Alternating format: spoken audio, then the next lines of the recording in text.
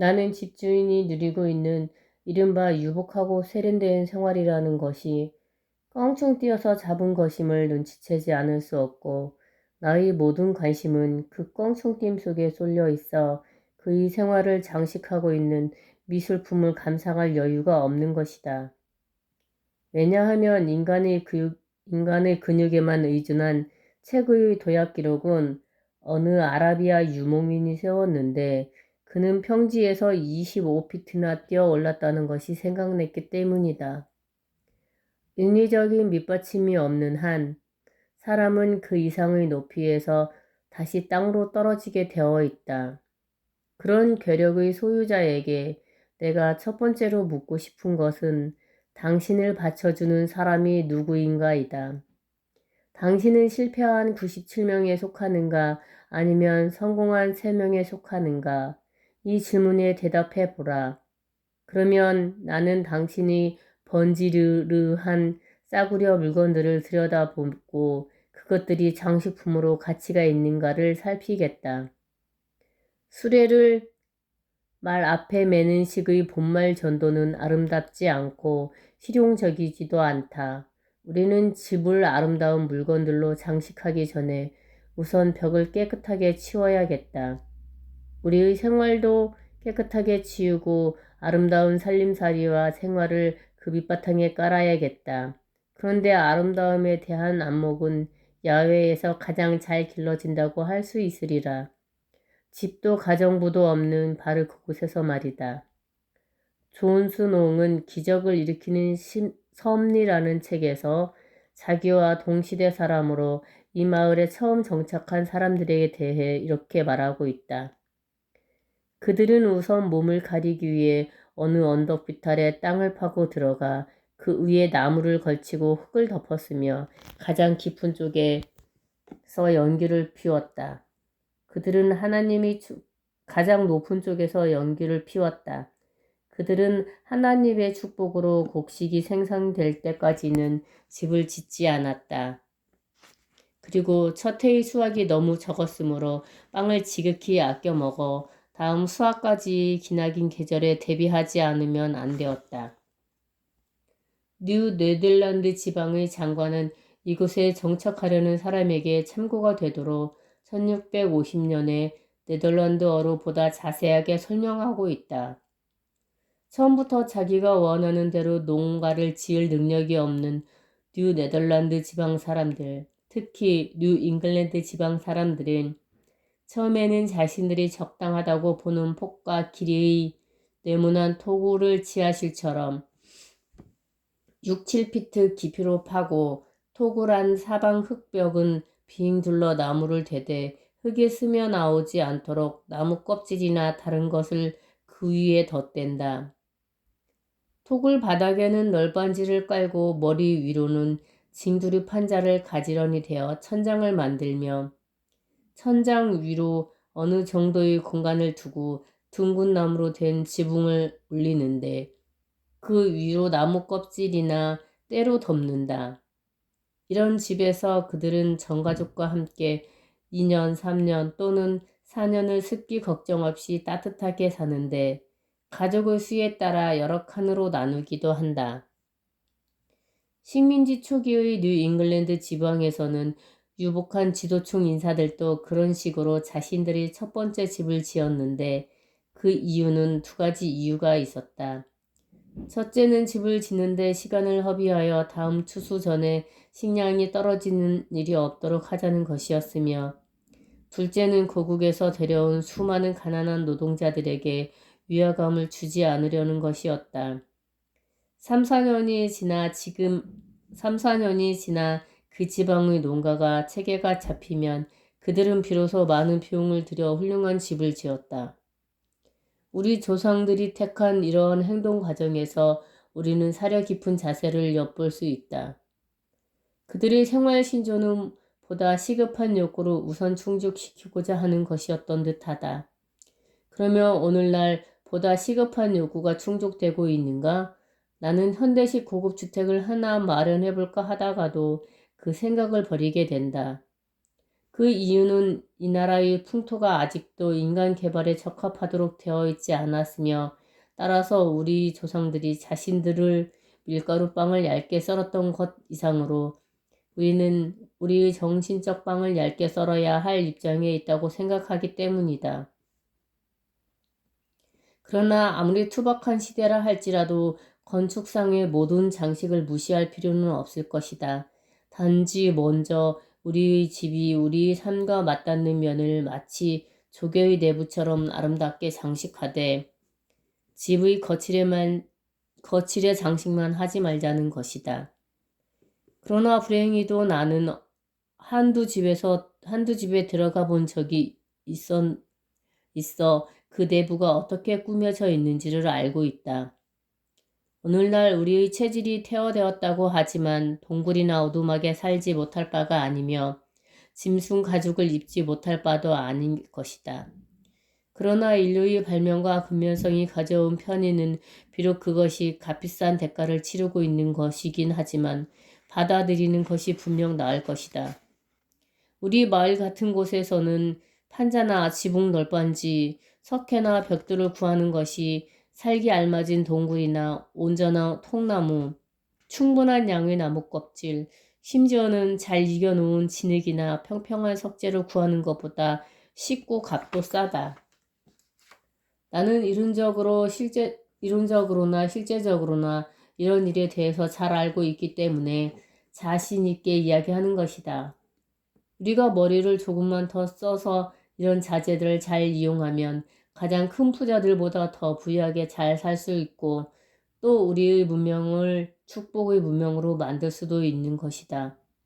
문명이란 보다 경험이 많고 보다 현명해진 야만인일 따름이다. 그러면 이제 내가 했던 실험에 대해 이야기해 보도록 하자. 1845년 3월 말경 나는 도끼 한 자루를 빌려들고 얼든 호숫가의 숲속으로 들어갔다.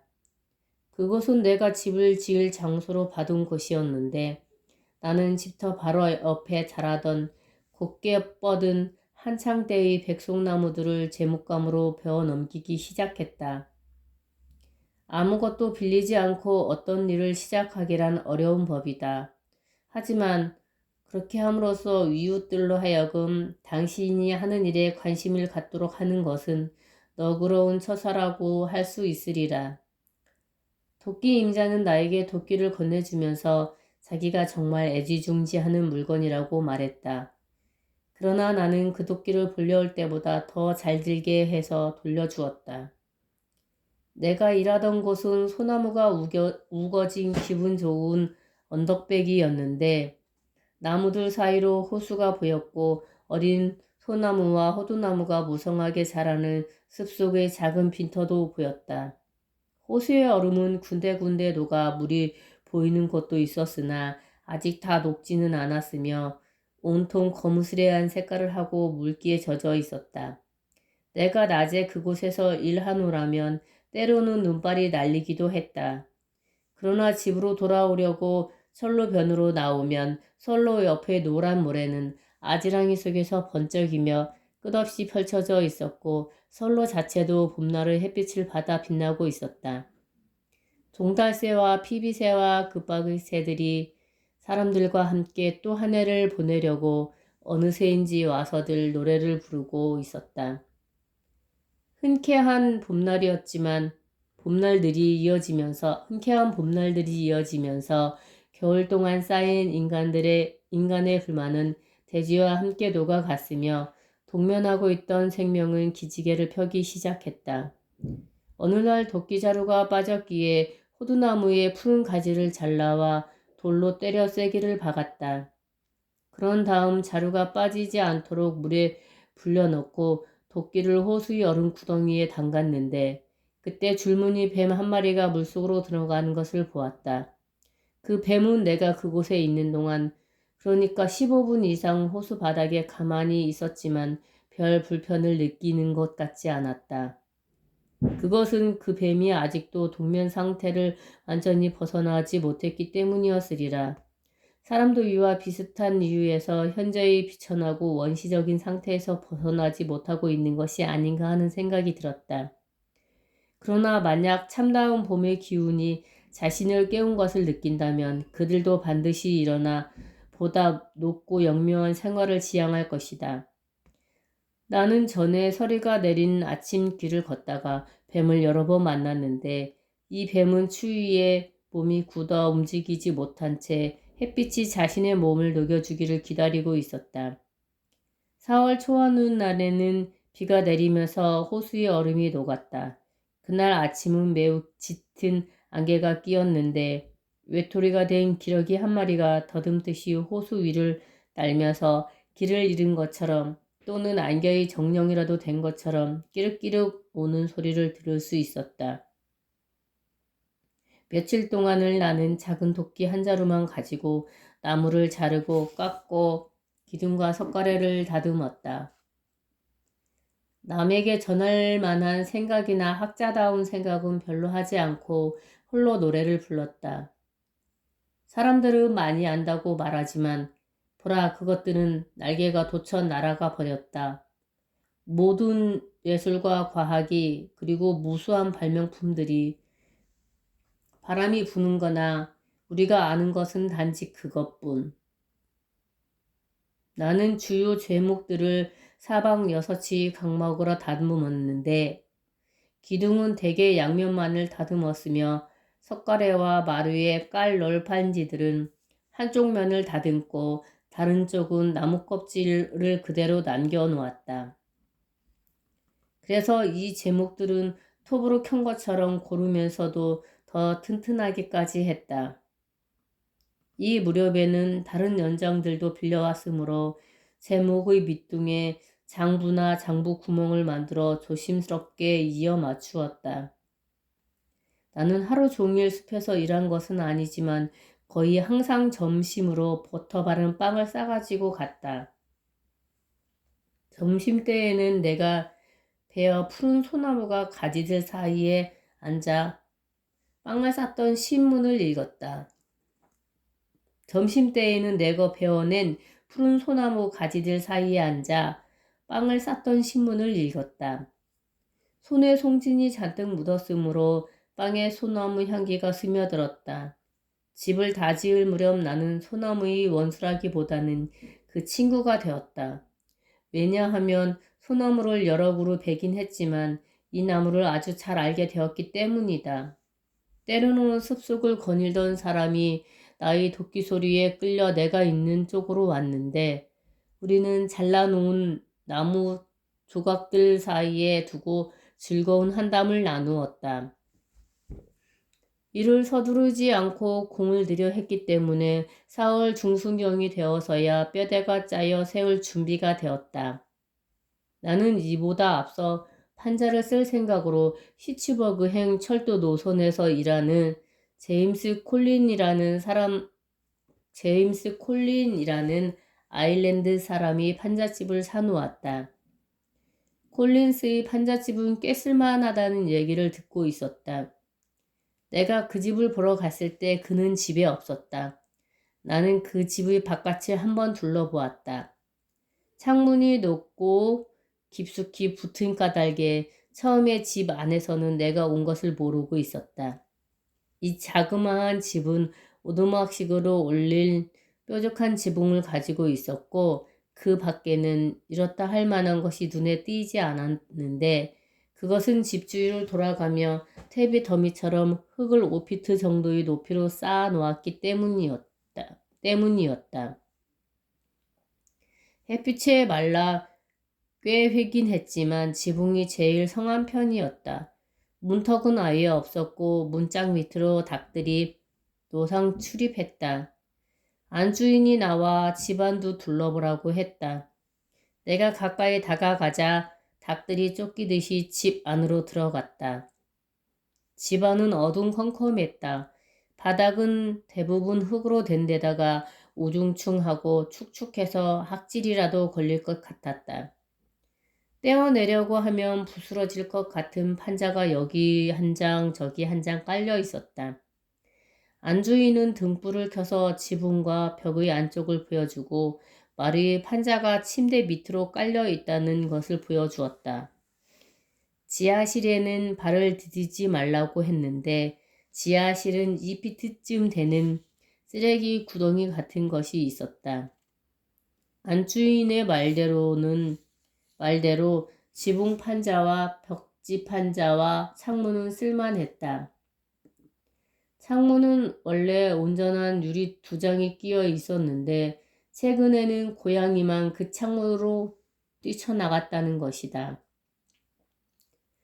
이 집에 있는 것이라고는 난로 하나, 침대 하나, 의자 하나, 이 집에서 태어난 갓난아이 하나, 비단 양산 하나, 테릴 도구만 거울 하나, 그리고 어린 떡갈나무 못에 걸어놓은, 그리고 어린 떡갈나무에 못 박아놓은, 그리고 어린 떡갈나무에 못 박아놓은 걸어놓은 최신형의 커피 기계가 전부였다. 집주인이 그동안에 돌아왔으므로 매매 계약은 곧 체결되었다. 그날 밤 안으로 내가 $4.25를 지불하면 그는 다음날 새벽 5시에 집을 비워주되 그동안에는 아무에게도 팔지 않는다는 조건이었으며 아침 6시부터 내가 소유권을 행사하기로 했다. 콜린스는 나더러 아침 일찍 오는 것이 좋을 것이라고 했다. 그것은 지대와 연료대에 대해 애매하고 부당한 청구권을 주장하는 사람이 있어서 선수를 쳐야 한다는 것이었다. 그것이 유일한 말썽거리라고 그는 강조했다. 이튿날 아침 6시에 나는 그와 함께 가족을 길에서 만났다. 짐이라고는 큰 보따리 하나뿐이었는데 그 안에 고양이를 뺀 그들이 전 재산, 즉 침대, 커피 기계, 거울 그리고 닭들이 들어 있었다. 고양이는 습속으로 달아나 들고양이가 되어버렸다. 나중에 아니지만 이 고양이는 우두척을 잡으려고 놓았던 덫에 걸려 죽는 신세가 되었다. 나는 그날 아침에 이 판잣집을 헐었다.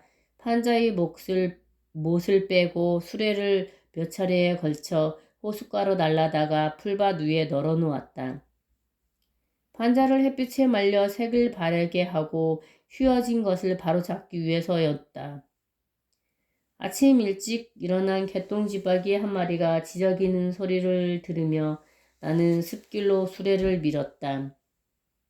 한 아일랜드 청년이 나에게 고자질한 바에 의하면 이웃에 사는 실리라는 아일랜드 남자가 내가 판자를 나르느라 자리를 비운 사이에 아직 쓸만한 똑바르고 성한 못 몇 개 하고 꺽쇠니 대목 같은 것을 자기 주머니에 넣었다는 것이다.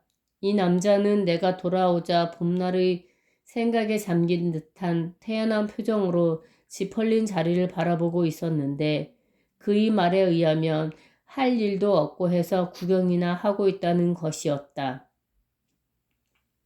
그는 이를테면 구경꾼을 대표해서 와 있는 셈이었는데 이 보잘것없는 일에 트로이의 신들을 옮기는 사건과 맞먹는 중요성을 부여했다고 하겠다. 나는 우두척 한 마리가 굴을 팠던 남양의 언덕 기슭에 지하 저정실을 만들었다. 온나무와 검은 딸기나무의 뿌리를 헤치면서 풀이나 나무의 뿌리가 더 이상 보이지 않는 깊이로 고운 모래가 나올 때까지 파내려 갔다. 사방 6피트에 7피트의 깊이로 팠는데 그 안에서는 겨울에 감자가 얼 염려가 없었다. 저장실의 측벽은 돌을 쌓아 보강하지 않고 경사진 그대로 두었다. 햇빛이 들지 않았으므로 모래는 허물어져 내리지 않았다. 저장실을 만드는 일은 2시간밖에 걸리지 않았다. 나는 이렇게 땅을 파는 일에 각별한 즐거움을 느꼈다. 거의 어느 위두에서나 사람이 땅을 파고 들어가면 일정 불변의 온도를 얻을 수 있는 것이다. 도시의 가장 호화로운 주택에도 지하 저장실이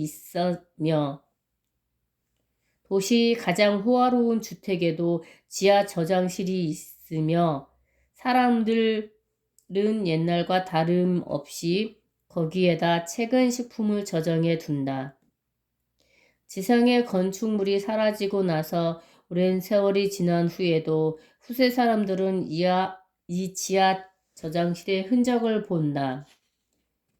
그러고 보면 아직도 집이란 땅굴 입구에 세운 일종의 현관에 지나지 않는 것이다. 마침내 5월 초순에 이르러 나는 몇몇 친지들의 도움을 받아 집의 상량을 했다. 그들의 도움을 받은 것은 그럴 필요가 있어서라기보다는 이런 기회를 통해 이웃들과의 친목을 도모하기 위해서였다. 이들 상량꾼들의 자질을 살펴볼 때 그들이 와준 것은 나에게 큰 영광이었다. 내 생각에 그들은 언젠가는 보다 고귀한 거물의 성냥식에 참가할 운명을 타고난 사람들이었던 것이다. 벽을 붙이고 지붕을 올리는 일이 완료되자마자 나는 입주를 했는데 그날은 바로 7월 4일이었다. 벽의 판자들은 모서리를 비스듬히 깎아 빈틈없이 맞췄기 때문에 비는 조금도 새지 않았다. 벽을 붙이기에 앞서 두 수레분의 돌을 호숫가에서 언덕까지 팔에 안아 나른 후 집 한 모퉁이 굴뚝에 토대를 쌓았다. 나는 가을 내내 밭일을 한 뒤 굴뚝 작업을 했다. 추위 때문에 불이 필요해지기 전에 일을 마치려고 했던 것이다. 그동안은 아침 일찍 집 밖 한 대에서 음식을 만들었는데 어떤 점에서는 이것이 더 편하고 재미있는 취사 방법이 아니었던가 하는 생각이 지금도 하고 있다. 빵이 다 구워지기도 전에 비바람이 불 때는 불 위에 판자 몇 장을 세워놓고 그 밑에서 앉아 빵을 지켜보면서 즐거운 몇 시간을 보내곤 했다.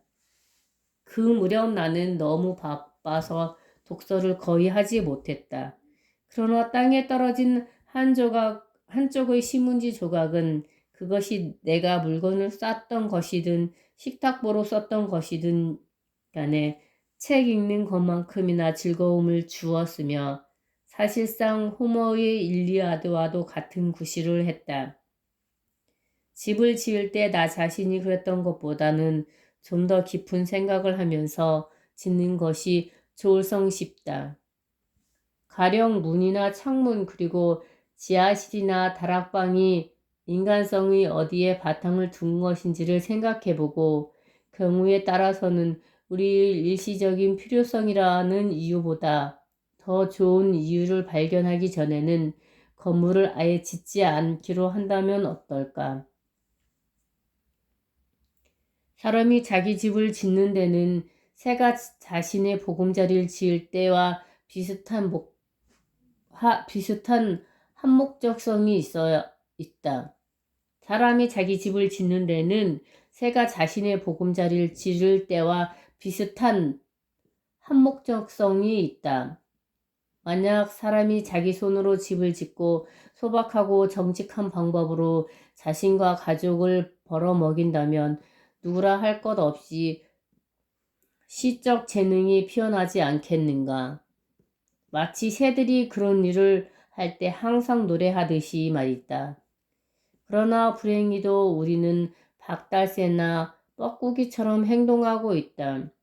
이 새들은 다른 새들이 지어놓은 둥지에 자기 알을 낳으며 이들의 시끄러운 울음소리는 나그네들은 조금도 기쁘게 하지 않는다. 우리의 집 짓는 일의 즐거움을 영원히 목수에게 넘겨주고 말 것인가? 대부분 사람들의 경험에서 건축이 차지하고 있는 비중은 어느 정도일까? 나는 여기저기 꽤 돌아다닌 편이지만 자기 집을 짓는 것처럼 단순하고도 자연스러운 일을 하는 사람은 한 사람도 만난 적이 없다. 우리는 공동체에 매여 있다. 9사람의 재봉사가 모여야 한 사람의 온전한 인간이 된다는 속담이 있지만 재봉사만이 온전한 인간의 9분의 1인 것은 아니다. 목사도 상인도 농부도 역시 온전한 인간은 되지 못하는 것이다. 이 노동의 분업은 어디에서 끝날 것인가? 그리고 그것은 결국 어떤 목적에 이바지할 것인가? 물론 어떤 사람이 나를 대신하여 생각할 수도 있으리라. 하지만 그렇다고 해서 내가 스스로 생각하는 것을 중단하고 생각하는 일을 그에게만 맡겨두는 것은 바람직하지 않다.